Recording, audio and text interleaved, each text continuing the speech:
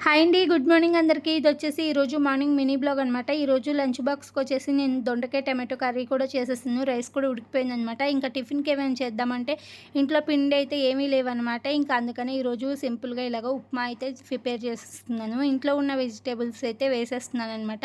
ఇంకా అలాగే ఒక చిన్న అల్లం ముక్క కూడా వేస్తున్నాను. ఇంట్లో జీడిపప్పు పలుకులు ఉంటే అవి కూడా వేసేసి ఇక అన్నీ వేసేసి ఇలాగైతే ఉప్మా అయితే చేసేస్తున్నాననమాట. మామూలుగా ప్లెయిన్‌గా చేసి ఇస్తే పిల్లలు అంత ఇష్టంగా తినరు కదండీ. ఇలా చేసేసి ఇచ్చేస్తున్నాననమాట. ఇలాగ కొంచెం పసుపు వేసి ఇవ్వండి. పిల్లలకి చూడడానికి కూడా కలర్‌ఫుల్‌గా ఉంటుంది కాబట్టి చాలా ఇష్టంగా అయితే తినేస్తారు. ఇంకా మనం తీసుకున్న ఉప్మా క్వాంటిటీకి తగ్గట్టు వాటర్ అయితే వేసేసుకుంటున్నాను.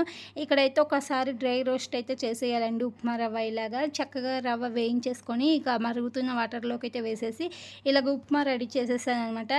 ఇంకా పిల్లలిద్దరికి పెట్టేసిన తర్వాత లంచ్ బాక్స్ కూడా కట్టేస్తున్నాను. ఇలాగ పిల్లలకైతే ఒకళ్ళకి కలిపేసి పెడతాను. ఒకళ్ళకి ప్లెయిన్‌గా పెట్టేస్తాను. ఈరోజు మార్నింగ్